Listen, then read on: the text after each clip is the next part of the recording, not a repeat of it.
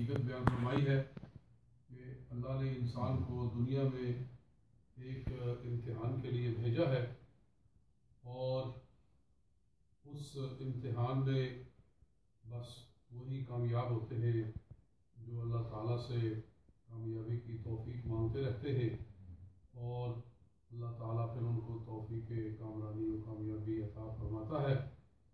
تو امتحان یہ ہے کہ انسان کو بھیجا تو گیا ہے اللہ کو راضی کرنے کے لیے، اس کی اطاعت اور اس کے رسول صلی اللہ علیہ وسلم کی اطاعت کے لیے، مگر اس کے ساتھ خواہشات لگا دی گئی ہے۔ وہ کیا خواہشات ہیں؟ نسائی، عورتوں کی خواہش، یعنی انسان کی نظر بہک جاتی ہے اور وہ عورتوں کی طرف متوجہ ہو جاتا ہے، بے حیائیوں میں مبتلا ہو جاتا ہے۔ یہ امتحان ہے۔ والبنینا، اور بیٹوں کی محبت، بیٹوں کی محبت میں انسان دوسروں کے حق مارنے شروع کر دیتا ہے، کہ مثلاً ایسے ہوتا ہے کہ دو بھائی ہیں، ایک بھائی فوت ہو گیا اور اس کا جو مال تھا وہ بھی اسی کے قبضے میں آ گیا، دوسرے بھائی کے قبضے میں آ گیا، تو اب وہ کوشش کرتا ہے کسی نہ کسی طریقے سے اس کا چھوڑا ہوا مال میں ہتھیا لوں، اپنے بچوں کے لیے بنا لوں، اور فوت شدہ بھائی کے بیٹے جو ہیں چاہے دربدر ہونے کو فکر نہیں ہوتی۔ جب جب انسان انسانیت سے گر جائے تو پھر اس کے لیے بڑے سے بڑا ظلم کرنا بھی کوئی مسئلہ نہیں رہتا۔ تو ایسا بھی دیکھا گیا ہے۔ تو بیٹوں کی محبت میں، اور قرآن پاک میں ذرا ارشاد فرماتا ہے نا کہ انما اموالکم و اولادکم فتنہ، بے شک تمہارا مال اور تمہاری اولاد تمہارے لیے بہت بڑا فتنہ ہے، یعنی بڑی آزمائش ہے۔ لوگ نماز نہیں پڑھتے، بس مسجد میں داخل نہیں ہوئے کبھی، کیا ہے جی، اور لگے ہوئے ہیں کہ بچوں کے لیے کچھ بنا رہے ہیں، بچوں کے لیے کچھ بنا رہے ہیں۔ وہ بچوں کے لیے کچھ بناتے بناتے جانور کی طرح وہ لگے رہتے ہیں، اور اس میں ان کو حلال و حرام کا کوئی امتیاز باقی نہیں رہ جاتا، رب نہیں یاد رہ جاتا، اور ان چیزوں کا انجام اچھا نہیں۔ اللہ تعالیٰ ان باتوں سے ہمیں پناہ عطا فرمائے، معافیت فرمائے۔ خاص کر اس ملک میں تو میں کہتا ہوں یہاں تو بچوں کا مستقبل بالکل سالڈ اور سیف ہے۔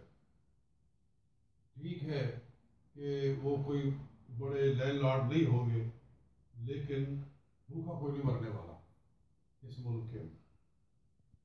کو پڑھنا چاہتا ہے تو پڑھائی کے لیے دروازے کھلے ہوئے ہیں۔ تو یہاں کیا ضرورت ہے مصیبتیں اٹھانے کی کہ میں ان کے لیے یہ بھی بناؤں، میں ان کے لیے یہ بھی بناؤں اور وہ بناؤں، 10 مکان اور 8 مکان اور 15 مکان جمع کروں۔ ان باتوں میں کیا رکھا ہوا ہے؟ تو اللہ تعالیٰ ہمیں ان باتوں پہ جو قرآن پاک ہمیں تعلیم دے رہا ہے اس پہ ہمیں غور و فکر کی توفیق عطا فرمائے۔ اور فرمایا والقناطیر المقنطرۃ من الذهب والفضة، اور انسان کو یہ محبت دے دی گئی ہے، اس کے دل میں یہ خواہش ڈال دی گئی ہے کہ وہ سونے چاندی کے ڈھیر اوپر تلے اکٹھے کرے، کہ میرا بینک بیلنس اتنا ہو، میرے پاس پیسے اتنے ہو۔ سونا چاندی یعنی اس زمانے میں دراہم و دنانیر، دراہم چاندی کے ہوتے تھے اور دنانیر سونے کے ہوتے تھے۔ تو درہم و دینار، یہ دو چیزیں، یہ کرنسی تھی۔ آج بھی دنیا میں جو نوٹ چل رہے ہیں ان کی بیس سونے کے اوپر ہوتی ہے۔ جیسے میری معلومات ہے کہ جتنا سونا کسی ملک کے پاس ہو اتنی وہ کرنسی چھاپتا ہے، اس سے زیادہ چھاپے تو اس کے لیے پھر نقصانات پیدا ہوتے ہیں۔ تو سونا چاندی زیادہ سے زیادہ اکٹھا کرنا، پیسے بہت زیادہ جمع کرنا، یہ بھی انسان کی فطرت میں ایک خواہش ڈال دی گئی ہے۔ اور فرمایا والخیل المسومۃ، اور نشان زدہ گھوڑے، یعنی کئی لوگوں کو یہ خواہش ہوتی ہے کہ ان کے پاس بڑے بڑے عظیم الشان گھوڑے ہوں، اور وہ نشان زدہ ہوتے ہیں۔ الغر المحجل حدیث پاک میں آتا ہے کہ جن کے ماتھے سفید ہوں اور جن کے پاؤں چار سفید ہوں ان کو کہتے ہیں 5 کلاں گھوڑے. حدیث پاک میں الغر المحجل. تو اور حضور صلی اللہ علیہ وسلم نے تشبیہ دی ہے کہ انکم تأتوننی یوم القیامت غرا محجلین، کہ اے میرے غلاموں روز قیامت تم میرے پاس 5 کلاں گھوڑوں کی شکل میں آؤ گے.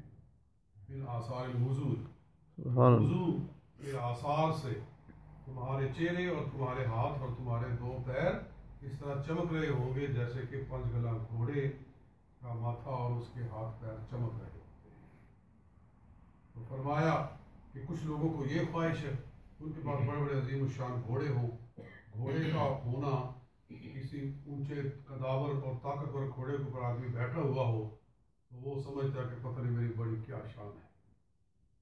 تو آج کے دور میں اس کو آپ سمجھ لیں کاریں رکھنا. اس زمانے میں گھوڑا سواری کا ایک ذریعہ تھا. آج جس کے پاس بڑی لینڈ کروزر ہو، جس کے پاس ایک بہت بڑی جناب یہ جو گاڑیاں BMW ہے، فلاں فلاں گاڑیاں ہیں، تو آپ ان کو سمجھ لیں کہ یہ بھی ایک انسان کو خواہش ہے.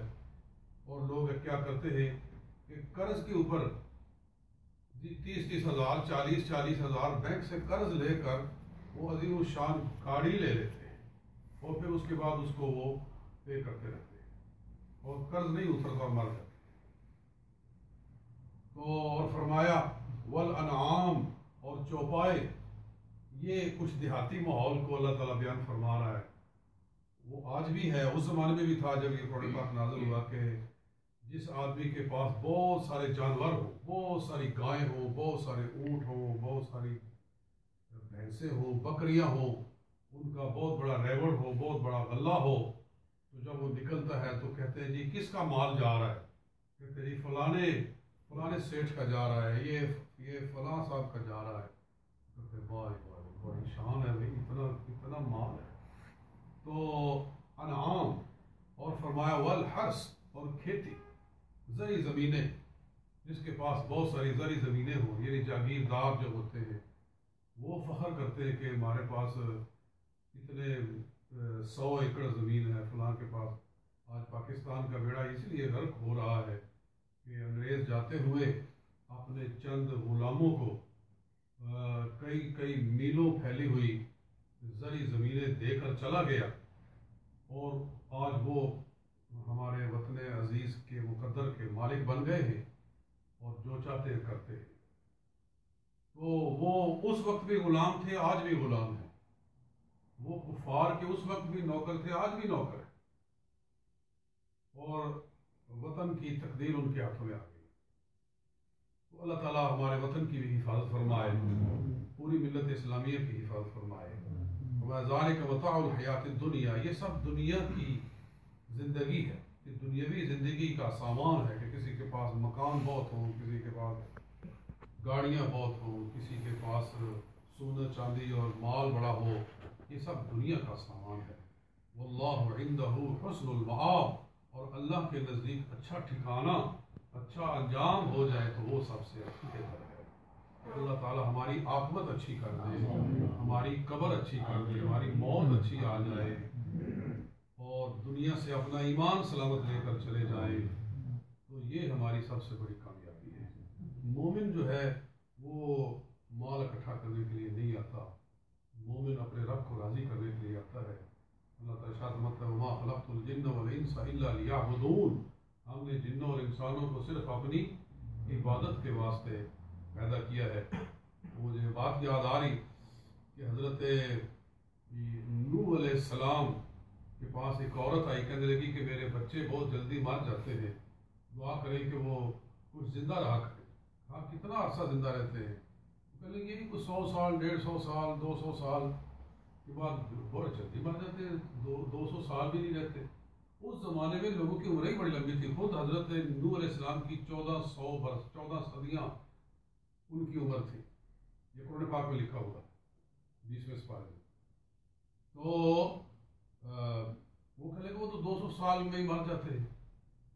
تو آپ نے فرمایا تو بڑا حیران ہو رہی ہے، تو کہہ رہی ہے کہ جناب 200 سال میں مر جاتے ہیں، عمر بڑی تھوڑی پاتے ہیں. ایک ایسی امت آنے والی ہے دنیا میں کہ جن کی اوسط عمر 70 سال ہوگی، وہ 70 سال ان کی اوسط عمر ہوگی، مطلب اس کے آگے پیچھے مر جائیں گے، ان کی تو عمر ہی اتنی ہوگی.